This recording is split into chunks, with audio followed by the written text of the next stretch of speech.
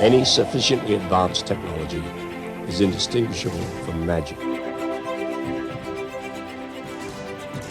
Welcome, everybody. My name is Brian Keating. I am the fearful host of the Impossible podcast, a production of the Arthur C. Clarke Center for Human Imagination. And today, we're kind of flipping the script around a little bit. It's my chance to talk to a really, prodigious and highly accomplished. I'm not going to call him a young man, but he's half my age exactly, I think.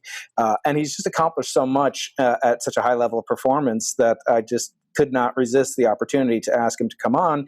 And thankfully for me and for all of you listening out there in the world, you'll get to benefit from his accumulated wisdom. And his name is Mark Metry. And I want to welcome you to the show, Mark. Thank you so much for coming on the Into the Impossible podcast. Brian, thank you so much for having me. I remember when you came on my podcast. I remember when you sent me that meteorite to my house. It was like the coolest thing. I still have it. And thank you for creating this platform to have these necessary conversations.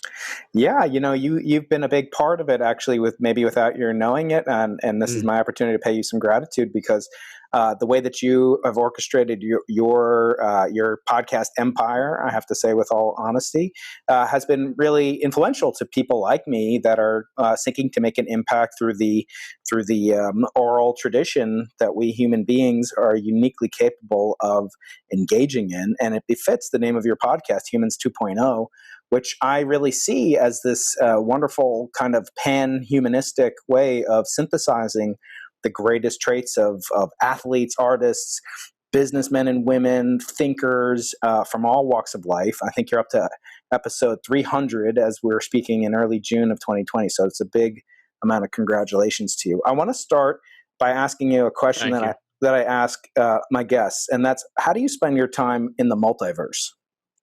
Oh man. Honestly, I think for me, I've always had a really interesting, just like experience. Like, I don't really know. Like, I kind of felt like when I was a kid, things were like always wrong. But then also like now with the awareness that I have now, I kind of look back at it and I kind of think like, maybe that was me living in like a different multiverse and like I switched over. I have no idea. But, personally, for me, I host a podcast, Humans 2.0. I just came out with my first book, so I guess technically I'm an author. It's called Screw Being Shy. Yep. Thank you, man. And really for me, my passion is understanding more of the human experience, going into things like mental health, psychology, really just trying to go into things that I feel like are invisible, but yet are so important and impact each one of us at a level, even if we don't necessarily know it. And so I feel like I try to do that no matter what it is I do, whether that's the Amazon Prime documentary series that I'm going to be on, whether it's me like advising startups, me sitting on a board of a nonprofit, me in the middle of trying to start my own nonprofit. A lot of different things, but that's kind of the rawness behind it, of just trying to put forward my passions and these true values that I've identified in everything that I do in any organization or any group of people that I touch. Yeah. I mean, I think that the trait that characterizes you is over delivery, that you really just, add so much value to these conversations. And I don't even remember how we got connected, but I'm really thankful that we did. And today I want to just take this opportunity. How often do I get to speak to someone of your accomplished, prodigious accomplishments, and just benefit myself, my audience, et cetera. And you are a book author. You're a published author, and that's such a huge accomplishment. And we're going to talk a lot about books and what they mean to you and how they leave a legacy for humanity that I think is unique. It's sort of a unique trait that only human beings do, dating back to cave paintings 40,000 years ago, and we're still making these impacts today. And so that'll be part of the conversation for sure. I first want to talk about your kind of unique style that you've honed. When did you start Humans 2.0? I started it in 2017. I got the idea for it like in the middle of 2017, and I finally executed like a couple months after that in like August of 2017. what was the vision, the mission that you came up with back then, and how has it changed, if at all, through these 300 guests you've had on? Yeah, man, it's changed so much. To be quite honest, like I started my podcast because I didn't really know what to do. Previously up to that moment in time, I had gone through some pretty extreme life changes at like the end of 2015. And so I was very much like just sort of, I felt like I was kind of living my life for the first time ever, trying to live within my values, trying to change my lifestyle, trying to live in the service of others. And that's extremely hard to do. That's the reality, but it's very rewarding. And so in 2017, I was just running into um, a ton of issues, a ton of problems that I didn't have solutions for. And so for me, I was like, how can I create a system to put myself in where I'm just constantly learning from the world's best of the best? And at this time, I had no connections. Like nobody knew my name. And so for me, I was like, hey, let me start this podcast so that I can get around these leaders, these people, and like literally just learn from them myself. And so for me, it was like this very like selfish endeavor of like, how can I just put myself in this self-development system? And so, yeah, that's what it was like. And it really wasn't until like the end of 2018 where I actually consciously realized what I was doing. And up to that point, it was just kind of this guest, this episode, this episode. But that was the first time where I was able to step back and be like, okay, this is what it is I'm actually doing. And like, if you look at the show, for example, I'll go through patterns, I'll go through trends where, I'll get into like nutrition, for example, and I'll interview the top 10 experts in the world about nutrition, or I'll get into meditation and I'll want to learn from the best of the best of the best. And so that is really very much how it started. And that's still what it is today. But now there's just a lot more people listening to it. Yeah, and that brings up something which I think, afflicts people, although I'm still waiting it to afflict me, which is when you get successful and you have to say no. And, this podcasting isn't my day job. It's not what I get paid to do. Sorry, Governor Newsom, if you're listening. I take an hour out of the time that the taxpayers pay me a week to record with people like Mark. But what's your process, your workflow like, and especially how do you, because you are becoming, you're on this inflection point in the so-called exponential growth phase. How do you handle that? How do you handle things just like benign things or maybe mundane things, like how do you say no? For example, what's your workflow and how do you manage these opportunities that you're having, especially when you're getting at such a young age and staying humble along the way? Yeah, man. The short answer is it's so weird. It's so crazy.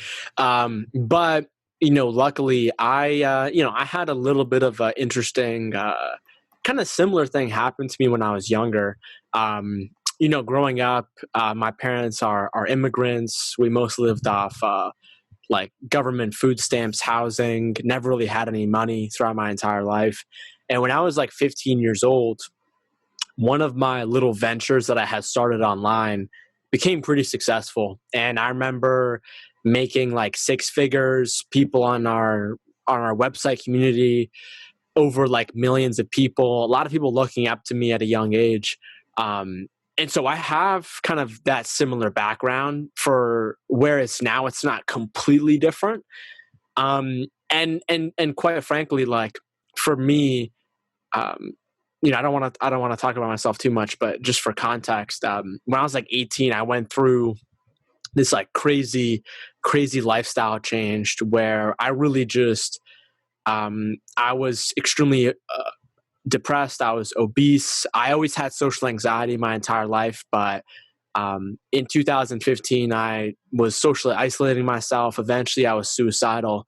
And so I really went through this period where I really had to question everything about myself. And I really had to almost like create a new, but yet true version of myself that's always existed. And so a lot of the skills that I have learned through that period of like, how do you manage your ego?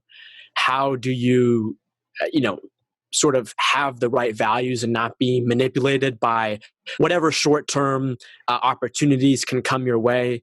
And so, yeah, I mean, it looks different, honestly, from day to day. But I would say the main thing is that, I always have a healthy dose of like uh, skepticism about myself. Like I feel like if my brain is like getting me to think something or feel something, I always have that just layer of skepticism to be like, okay, this may not be entirely right. Let me try to look at this objectively. Let me try to look at this from multiple perspectives. Let me go out there and talk to people who are smarter than me, who have more experience than me. And so that's what a lot of it's been. And a lot of it too has been me failing and making the wrong decisions and going through periods where it's not that great, but then coming out of it and kind of learning, like honestly, like last year was a brand new life for me. That's really where I really started to get known. I started to have like Fortune 500 companies and all sorts of people reach out to me and invite me to like speak. Yep. Just like about my story and pay me money for it. That's never happened to me before. And so, yeah, it's been extremely, extremely interesting. But I think the main thing that I've learned from it is just trying to manage my ego, because I know that's one thing where it can creep up on you if you're not aware, even if you think you're doing the right things, just because it's human nature. And I think that's why a lot of good people end up doing, making the not so right decisions. So there's a whole process to that for sure. One thing, for example, that I do that was told to me by Jay Shetty, who I met up with before this whole COVID thing happened in New York City. And it's this practice of like looking at your mind every day as if it was like a garden. And like there's that quote that's like a man or a woman's mind can be likened to a garden. There's flowers, and then there's also weeds and thorns and things that try to kill you. And the reality is a lot of us think that we have full awareness over that at all times. But the reality is that seeds grow underground first, and the reality is if you are not being attentive towards that, putting in the right practices, next thing you know, you're going to have some weeds that are going to come up and strangle your flowers. And you're going to be like, whoa, where did those come from? And so I feel like I am constantly like going through that like every few weeks, every few months. And that's how I know I'm growing too. So yeah, it's very much a process of, I think, of like trying to prove myself wrong in like some weird way, if that made any sense. No, it makes total sense, actually. I mean, these are themes you and I talked about in the past, which is like, if you don't learn from your mistakes, then you will be humiliated. But if you do learn from them, you'll be humble. And I think, having humility is one of the greatest traits that a human being can have, along with courage. And I think you have those in abundance to produce a book like this. And to really, you're just so raw and honest that the vulnerability endears you.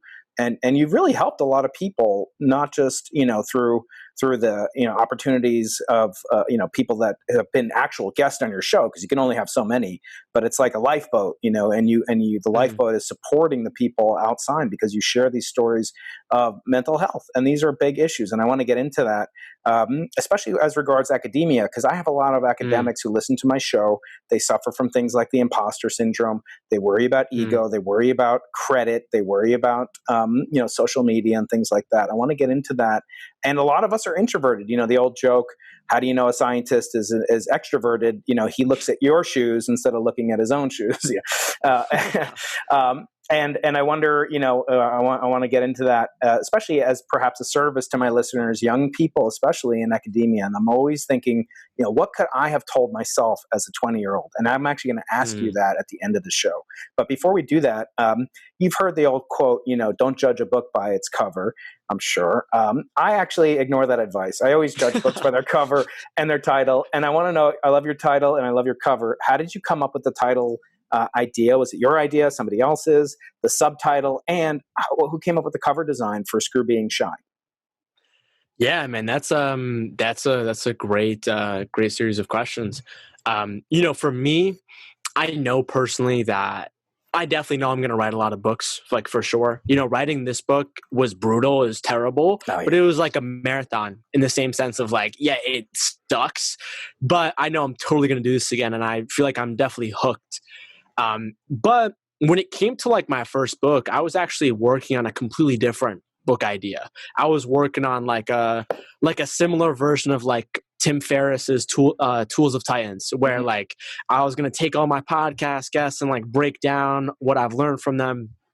And I changed that because, you know, whenever I go speak at an event, and I think last year, I think I spoke at like 50 different events. Now that was a lot for me, but I had a great time doing it. And I remember like after I was done speaking, people would walk up to me. And I'm sure like, you can relate to this too. And, I would get like some generic questions that are like, hey, what's like advice that you would give to like an entrepreneur or like a young person or something like that. But then I kept on getting these questions from people who kept on walking up to me, who I could kind of tell were in the boat, generally speaking, of maybe being a little bit too introverted, maybe being very shy, maybe even having social anxiety, kind of looking at their shoes, not looking at me. I can see them like sweating. They're, like when they try to talk, they can't really communicate that well. And it's not because they're not good communicators, just because they're nervous. And so I kept on having people like that in like every single place that I went to ask me like, hey, Mark, how did you go from someone who lived most of his entire life with social anxiety to being someone who can stand on a stage and speak about your own life story very detailed and intimately in front of like hundreds or 1,000 people? And so I kept on getting like that same person in every single city I went to. And I remember last year I was in LA and I was going to speak at this event. And the night before, I couldn't go to sleep because I kept on getting these ideas in my brain of like, dude, you have to write a book. You have to write a book specifically on how did you break out of social anxiety? How did you do this? Because the reality is like, I have read a lot of books around this topic, but I personally feel like there wasn't a book that encompassed the perspective that I had on it and the ways that I went about it, right? Like I had read books from entrepreneurs and people who were really into like confidence, telling people how to like network better and like, here's how to present yourself more confidently. And then I read books by like, psychologists and clinical psychologists, and they were able to really break down like what social anxiety is and like the scientific, the real detailed about it.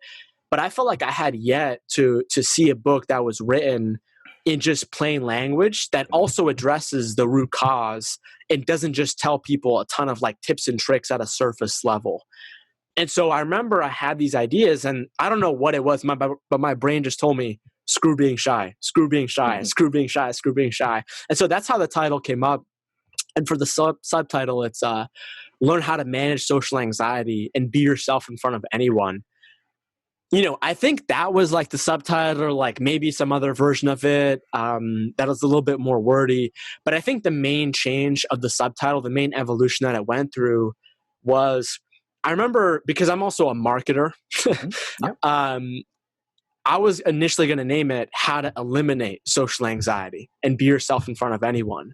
But then the more I thought about it, the more I was realizing like, wait, this is false advertising. You can't actually eliminate 100% social anxiety. And that's a little bit, I think, disingenuous. Yeah. And so I changed it to learn how to manage it, in terms of the cover of mine was done by actually somebody who designs like a lot of like children's books and like holiday books. And so I reached out to him because of the fact that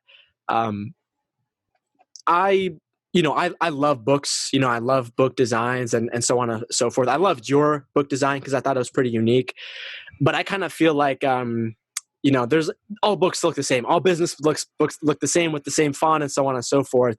And so I hired this guy. His name is Casey Fritz.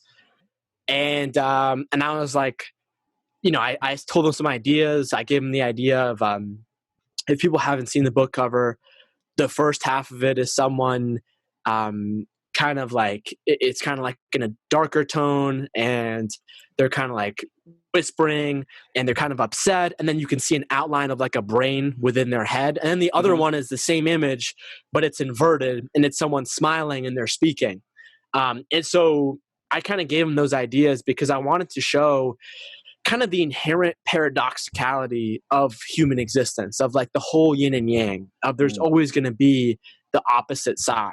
And the truth is paradoxical in and of its sense. And so I wanted to capture that in some way with kind of an abstract theme. So yeah, man, that's the story of how the title, subtitle, and cover art came. You know, it's really cool. I was biking with a couple of my kids last week, and we came upon this advertisement for the San Diego Fleet Museum, which is a science museum here in San Diego. And it said, face or vase. And it was two faces, and they were looking at each other, just like these faces on the cover of your book. And then between them is a vase. And I love the way that your book kind of inverts that, because you break the symmetry, you break the kind of paradigm, the mold that it is an optical illusion, but it evokes, to me at least, I might be reading too much into it, but again, I love to judge books by their covers. And in your case, it makes you think, because like just as with the two faces in the vase, and I'll put a little image in the video link here that what we put on YouTube, but it's an optical illusion that forces you to really confront the meaning of how your brain perhaps imposes biases and the biases that you're trying to overcome, and that this, because someone is shy or maybe someone has a speech impediment, they're often perceived as being mentally not of the same caliber, but in actuality, they might be much deeper, much more cognitively capable. And I think we miss out on those tools when we judge too quickly based on appearance. That's exactly right, man. And like people ask me like, how is it that you do everything you do when you're 22 years old? And that's because I have went through most of my life, with certain issues that nobody can really see on the outside. But then you start learning, you start being proactive, and then maybe you can get to a spot where you can do these things. But no way I would be able to do what I'm doing now if I still had like crippling social anxiety. And that for me was really the goal of this book. Like I said, I know I'm going to write a lot of books in the future, but this book specifically, I thought it was so important to write because I actually view social anxiety, and maybe you can kind of put extreme shyness under the same umbrella, as a meta problem that affects all of humanity. And the way I view it like that is because there are so many people out there who could, I don't know, be scientists, doctors, people that work at their job in corporations, students in school, people in the government that could be extremely intelligent, could be extremely loving, extremely forward thinking, but yet every time they try to open their mouth and speak up, it's their brain that holds them back. And I remember when I was growing up, I was just referred to as just like the shy, quiet kid. And the reality is that, social anxiety and being an introvert are two totally different things. If you look at the psychology definition of what it means to be an introvert, being an introvert is someone who predominantly, like the way that person's brain works is it focuses more on the internal world, their thoughts, emotions, feelings. They're more introspective. Whereas, extroverts, and there isn't exactly like 100% of being an introvert or 100% being an extrovert. But the big reason why I wrote this book was because, society says that the person who is sitting alone at the cafeteria is doing so because he or she is an introvert that likes their solitude. And that may very well be the case in many different cases. However, the person sitting alone could just be sitting there because they were extremely shy and have extreme social anxiety. And they could be a really social person, but their brain, their nervous system just doesn't let them. And really what social anxiety is essentially what happens is it essentially strips your nervous system from having free will. And what I mean is, social anxiety is not something random that can happen to you, like the same way that like you can be born an introvert. People are not usually born with social anxiety. What happens is the onset of it is around 9, 10, 11. And usually what happens is you are put in some sort of a psychologically traumatizing event that usually involves social humiliation that essentially teaches your brain that you should never speak up again. And like personally for me, I ended up going to, I ended up living in a small town by the time I was 9, 10, 11 that had 5,000 people in it with no racial diversity. And this was also a time of post 9/11 in America. My parents had come from Egypt, Middle Eastern. And I was basically placed in this environment where nobody around me looked like me at all. And then also you get this bullying, abuse, people telling me death threats, all this stuff, me seeing this as a kid, that basically made my brain fall into this regression of like, everyone hates you, nobody likes you. And then every situation, every environment that I was in, my brain was just like, Mark, look to the ground, don't talk to anybody, never speak up. And, that was my life for about 10 years. And that is extremely different than just being an introvert. And so I, like in a lot of different places, whether it was corporations or schools or wherever I would go speak, I could almost like immediately see who had social anxiety because I had lived it. Like you can see it in their eyes. And I think the final thing that actually made me write this book, Brian, was when I actually began to do research and look at the data, I actually found out that social anxiety is the most common form of anxiety in America. And on top of that, out of all the other anxiety conditions, social anxiety is the most correlated with substance abuse as well as social isolation. Both social isolation and substance abuse are linked to higher rates of suicide.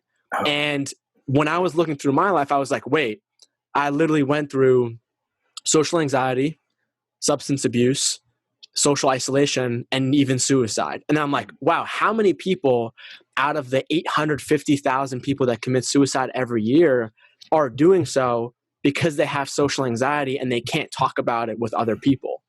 And then you begin to look at sort of society's mainstream solutions for kind of addressing mental health. Like, if someone's mental state really gets that low, then they can call the suicide hotline, a doctor, a therapist, and those are all great. But the reality is that it's hard enough for the average person to speak about their mental health issues. It is 10,000 times harder for someone who has social anxiety to speak on their mental health issues.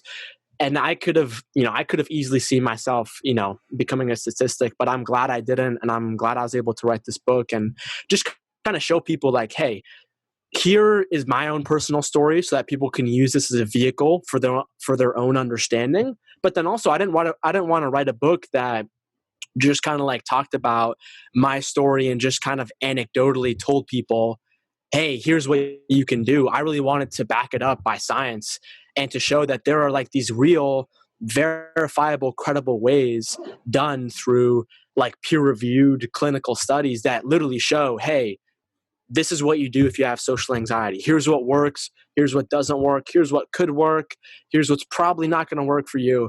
And so, yeah, that was like the major part of it. Like once I saw that, like once my brain like completed all these dots, I was like, I literally have to write a book because I personally don't see a book that kind of talks about this picture and how to like go about this and how to manage it in your own life. Yeah. So I know that was like a real laundry list. No, it's great. But I love listening to it. And in fact, you said some things during this little segment that really dovetail nicely into what I wanted to ask you about and topics in your book, Screw Being Shy. And that's, you mentioned the role of free will and how anxiety actually robs you of your free will. And it made me harken back as I was reading it, to addictions. And they say, addiction is kind of this ultimate surrendering of free will. And, personally, I've struggled with weight and I've struggled, with, kind of all the things that people struggle with in academia and trying to move up the ladder, et cetera, et cetera. And I wanted to, just remind my listeners that we had on Dr. Judd Brewer, who's MD, PhD at Brown University, not far from where Mark is now, in Providence, Rhode Island. And he was on the show to speak about cravings and addictions and all these things that are addictive. And I was thinking, as you were talking about shyness as a free will, it's also coupled to, it's almost like an addiction in a sense, because 100%. and it can lead to addictions. Like I know for weight, the challenges I've had is like, I mean, what is weight for some people like myself? It could be a barrier that like insulates me, protects me from scrutiny or something like that. What is smoking? Right. Smoking is literally, you're putting up a cloud of dust particulates to cloud you, to shield you, to that smoky vision that people interpret you differently.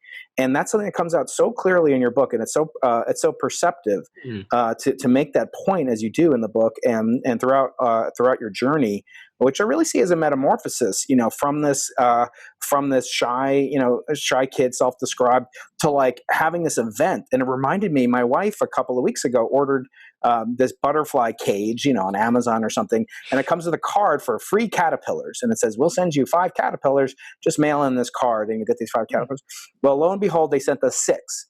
And what happened when they sent us 6? Well, one of them didn't hatch. And the ones that turn into a butterfly, first of all, this is like, I don't care if you're religious or not. I don't mind, but like it's as close to a miracle as a human being can witness, outside of the birth of a child or something like that. You actually literally see this, thing that looks like a bug, then it looks like a leaf, then it starts flying, and then you let it go. And it just delights me. But then the one that didn't have, there was one that was like sick or fell down, died. And it was like devastating. And I'm like, God, this is a caterpillar. I'm like emotionally invested in a caterpillar. Why don't I have that self-love or that stuff for the cocoon dweller inside of me? And I'm a great, fan of public speaking. I love to do it. I've trained at it. I've gotten coaches at it. I still get shy. I still get nervous. And, we were talking a little bit before we started recording about these kind of different tools and tactics. But I really feel like, the books in particular, it's almost like you were meant to write this book. As I was reading, I was like, who else could write this book? And it reminded me of the great Carl Sagan, who's a hero in my field. Had on his daughter, Sasha Sagan, on Mother's Day. She was the Mother's Day episode. And his widow, Ann Druyan, is coming on this show this Friday. She runs the Cosmos series and wrote many books along with Carl Sagan, the late, great Carl Sagan. Well, what he used to say, he said, what an astonishing thing a book is. It's a flat object made from a tree with flexible parts on which are printed lots of funny dark squiggles. But one glance at it and you're inside the mind of another person, maybe somebody dead for thousands of years. Across the millennia, an author is speaking clearly and silently inside your head directly to you. A book is proof that humans are capable of working magic. And I think, someone like you, I think, is destined. That knowledge, what if it had been kept inside your head? I always think about these people who succumb to suicide, and I never judge. And I wonder, like the loss, the pain for humanity. And I feel like if your book can help, I mean, look, one life, and that'd be part of your mission. And I just think it's such an enduring and endearing thing that you've done. I want to talk a little bit about, a little bit more about books and kind of what they mean to you, and the accomplishment of doing it is like a metamorphosis. You know how much work it is. It's like that butterfly. You don't know where you get that energy from, this little caterpillar. How do you, how did you, vision this project of you say you have multiple books in mind? What do you see it as all connected? Obviously you could write books about podcasting and this, but how do you say no? How do you choose what you're going to do and focus on the topics that are most important to you? Yeah, man, that's such an interesting question.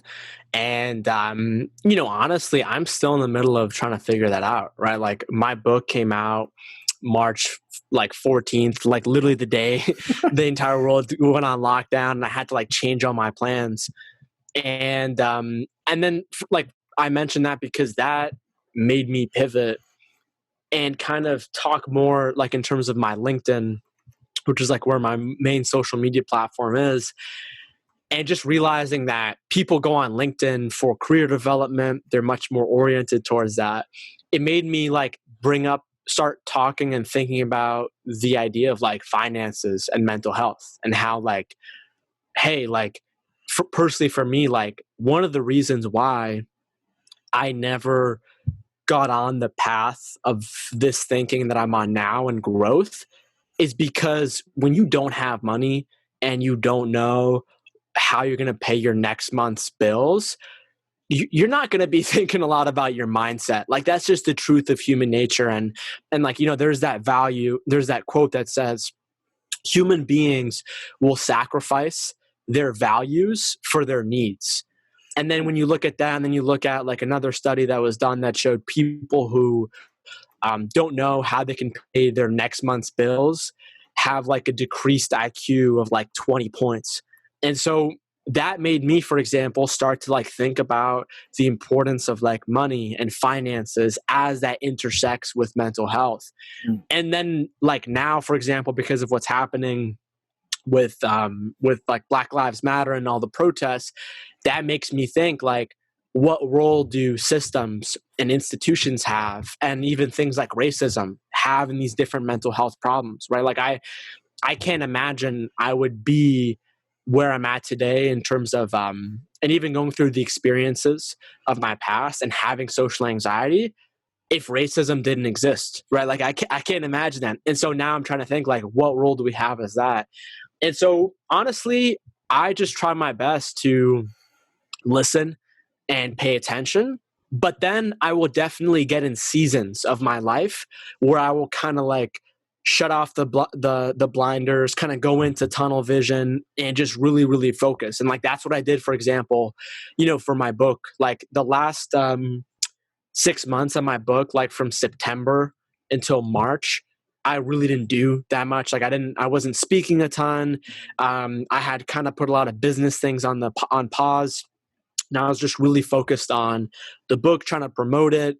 And so, yeah, definitely the way that I view it is just in terms of like bursts, like I'm not going to be focusing on a topic all year round, Right, yeah. but I'm going to be entering into seasons of where maybe one season I need to kind of go out on like a more exploratory discovery season of my life. Maybe I need to like triple down and just kind of like close the world out and just like write. And so I feel like depending on what's happening with me, my career, what I personally feel like is the most needed in the world, I'm going to talk about that. Like I'm right now in the middle of writing this article about racism and mental health and how that kind of intersects and affects a lot of people.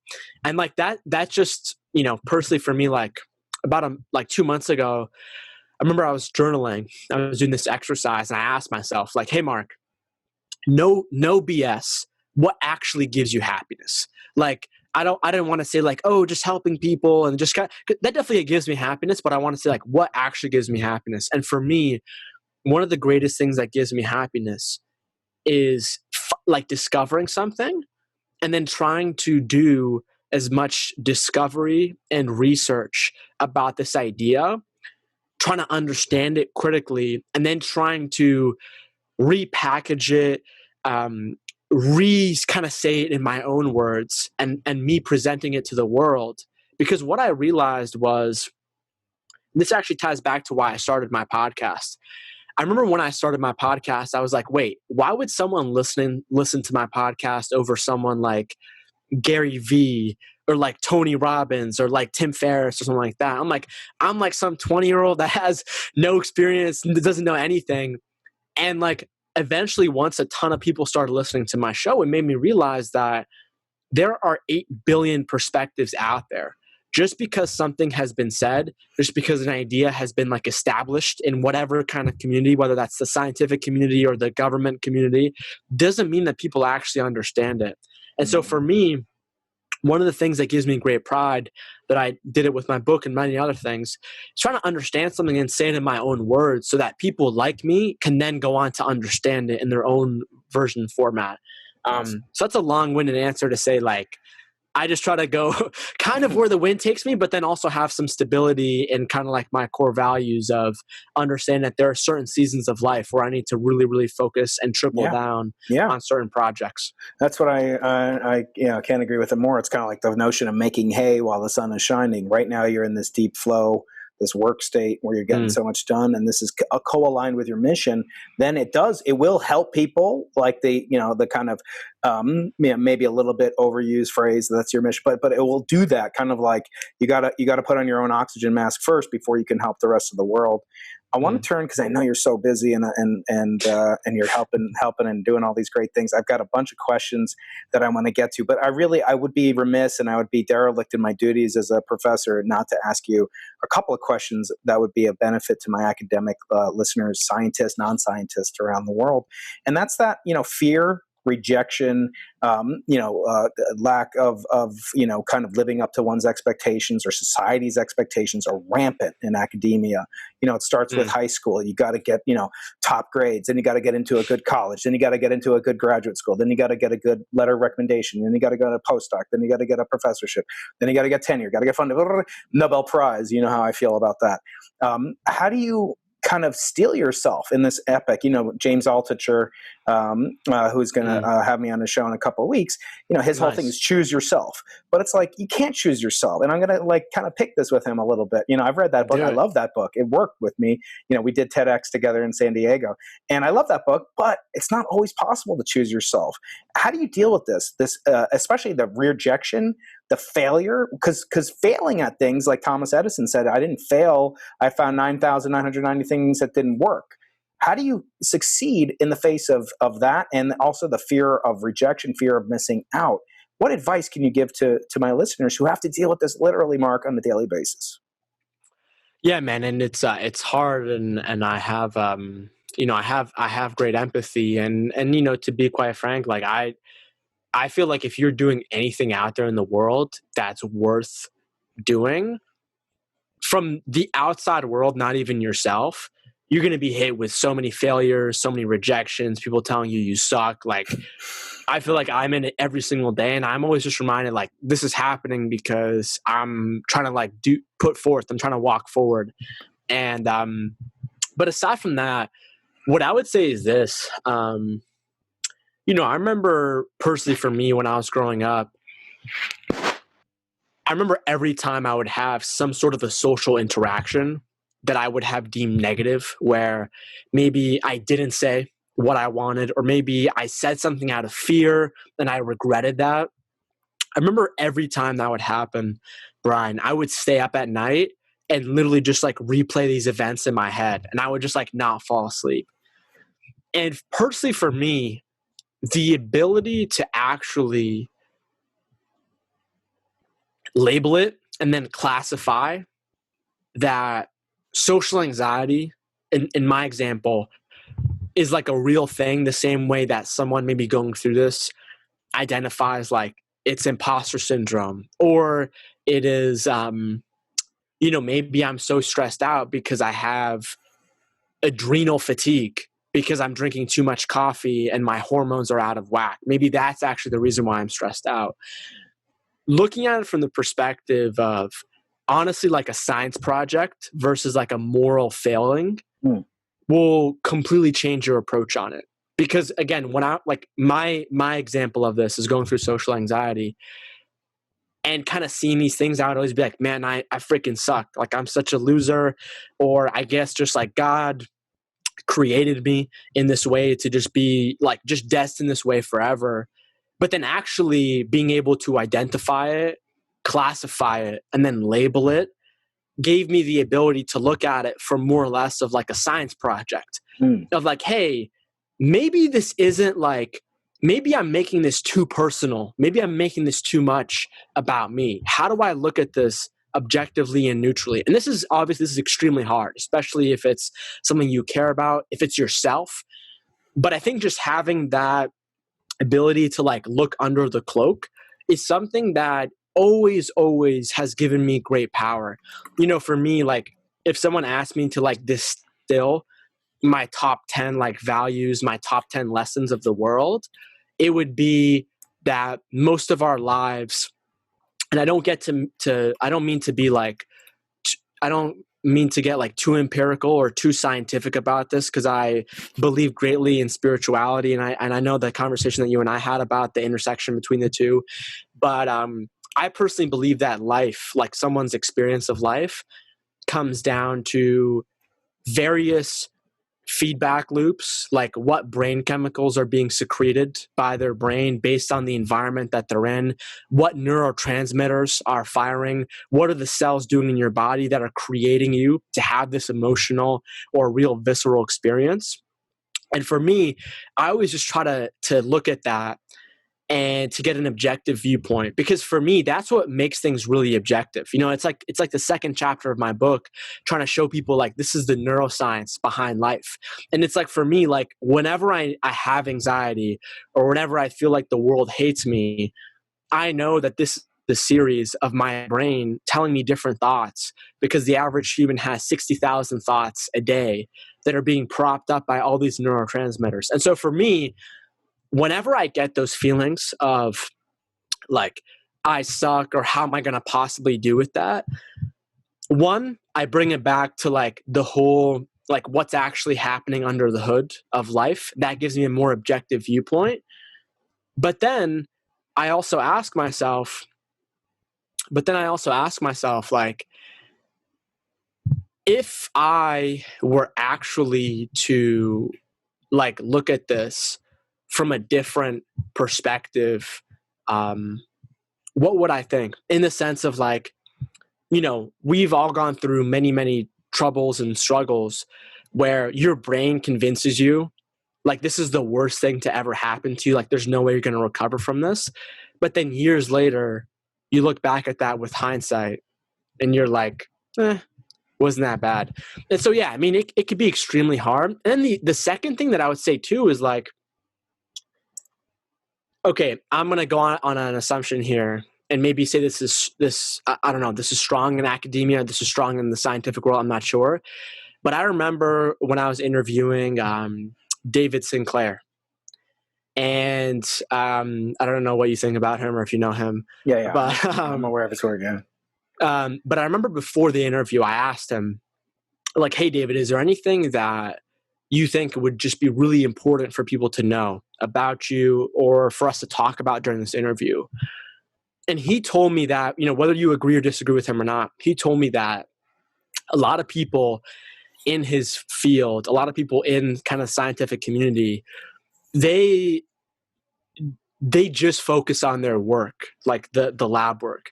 And he told me something that he's really proud of is that he embodies the truth of his actual scientific work, in the sense of like, he told me like he's constantly experimenting on himself. He's a lot about like longevity. And he told me that, if you look at his family, he has his family kind of do the same things about longevity. And it made me realize, like, I think that there is a lot of like hypocrisy in the sense of like, if you are constantly talking about something, if you are constantly researching something, but you are not an embodiment of the truth of what that is, I feel like you are always going to feel like triggered. You're always going to feel like you've been pushed to a corner. But if you know it like within your own head, because like this is the truth of what I'm doing, I'm actually living about these things. I'm not just like writing about them on the internet, like I'm actually living them. Then when it comes down to you getting rejected, I think you'll feel like that initial stab, that initial pain, that is just the truth of human experience. But then I think you go back to, hey, I know it within my core that I'm actually doing the right thing, because I may not be right 100% of the time, but at least I'm a truthful embodiment version of my actual scientific work.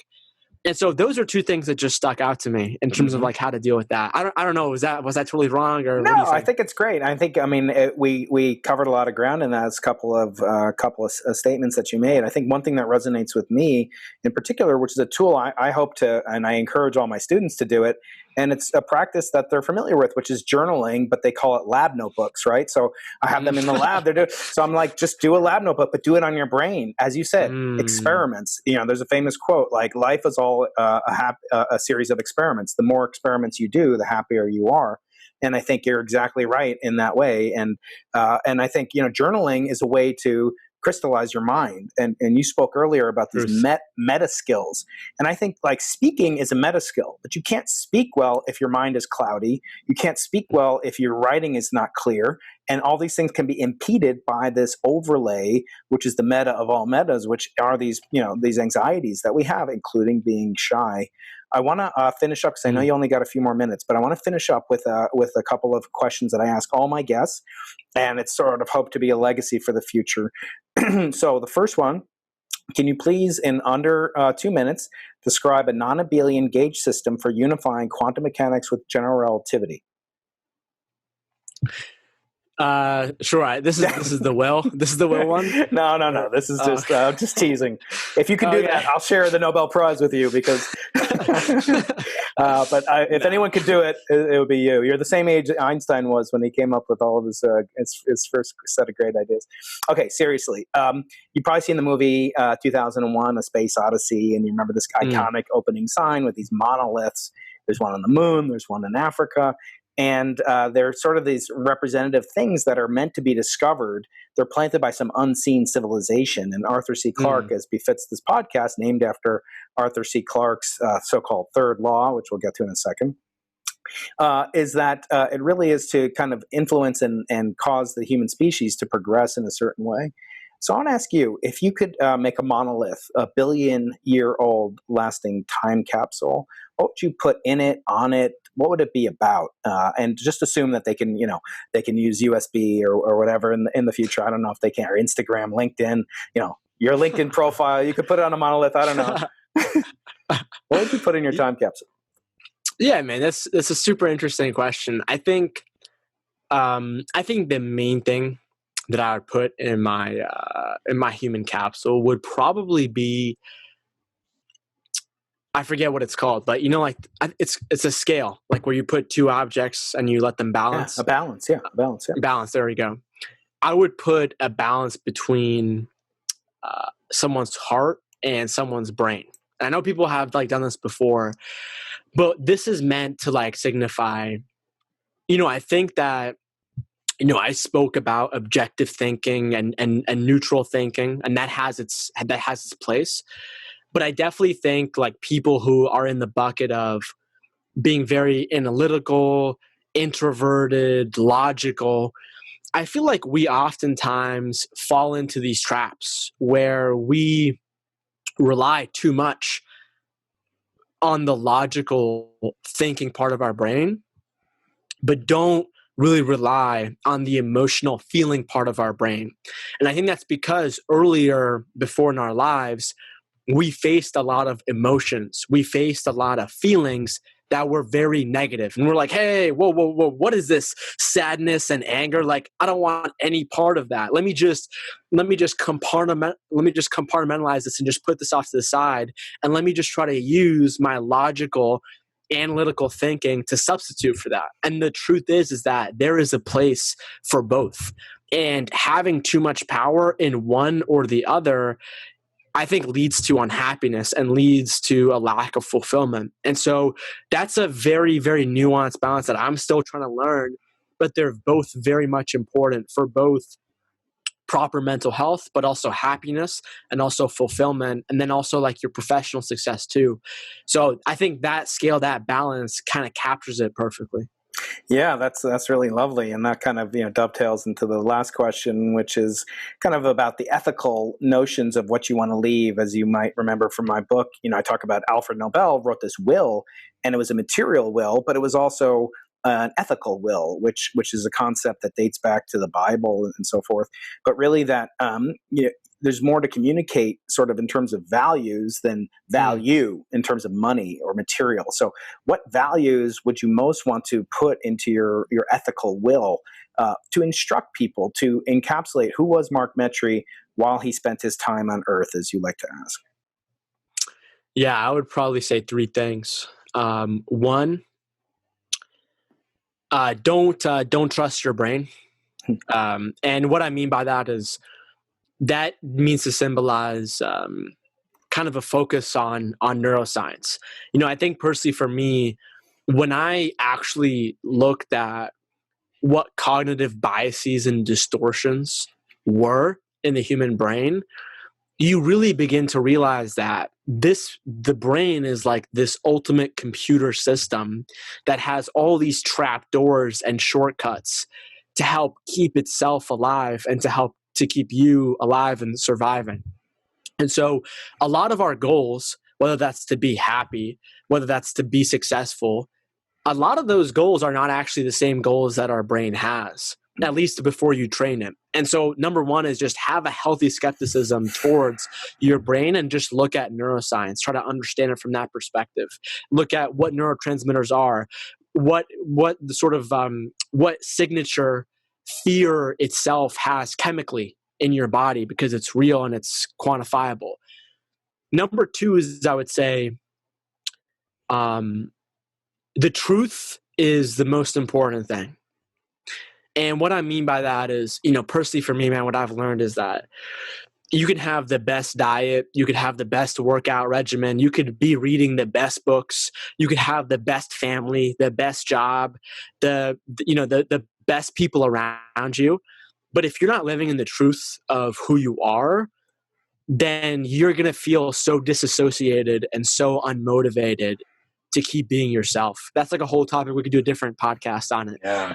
The last thing that I would say is that I would say pain tells you who you are, in the sense of this. Whenever people come up to me and they say, hey, Mark, I'm not really motivated. Hey, Mark, I don't really know what to do with my life. What I ask them is, what are your biggest vices? And I ask that because personally what I have learned is that your purpose is directly in line with one of sort of the strongest pains that you have felt as a human, or the pain that you don't want other people to feel. And I personally feel like a lot of our society has sort of tried to modernize pain, in the sense of like, hey, if you have pain, take like this CBD oil, or like take this. And I'm nothing against that stuff or anything. Or it's like, hey, go watch a movie, or like go on a vacation for like 3 days in like some crazy water park. The reality is that I think pain makes us human. And I feel like a lot of people are trying to stay within this realm of like not trying to feel any pain whatsoever, and just try to stay in like this very low buzzing pleasure world of like trying to do the same things day in and day out, trying to rely on the same vices.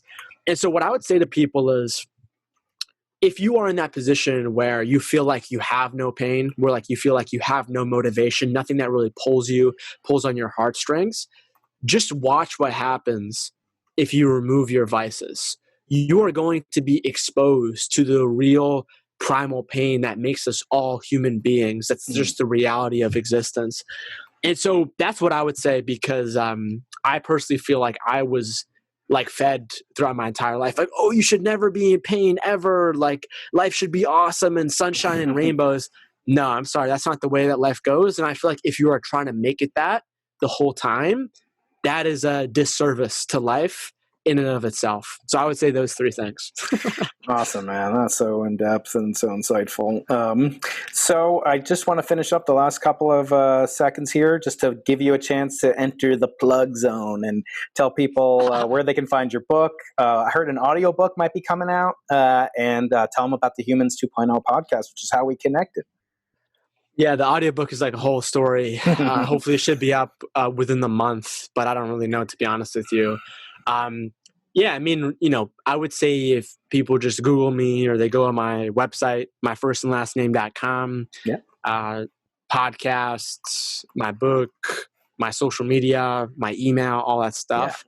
Yeah. I'll put links in the show notes too. Yeah, but honestly, what I would say, man, is a final thing is like, I would say that for people to plug themselves, in the sense of like, a lot of us would do anything to like help our families or to help our best friends. But it's like, do you have that same level of love to yourself? Yeah.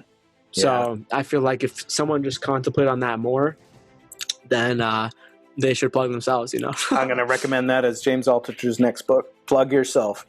Yes. All right, my brother. Well, thank you so much for chatting. It's always a treat for me, and it is for my listeners as well. Stay well, stay healthy, stay productive, and stay kind to yourself, man. Great talking to you. Of course, man. You're a great host. Thanks. Any sufficiently advanced technology is indistinguishable from magic. If you enjoyed this episode of Into the Impossible, please subscribe, comment, share, rate, and review. For a chance to win a free copy of our most recent guest's newest book, send a screenshot of your review to info@imagine.ucsd.edu. We appreciate hearing from you and are always open to your suggestions for future episodes. For more information, go to imagination.ucsd.edu. Find us on Twitter @ImagineUCSD. Watch us on YouTube, listen on iTunes.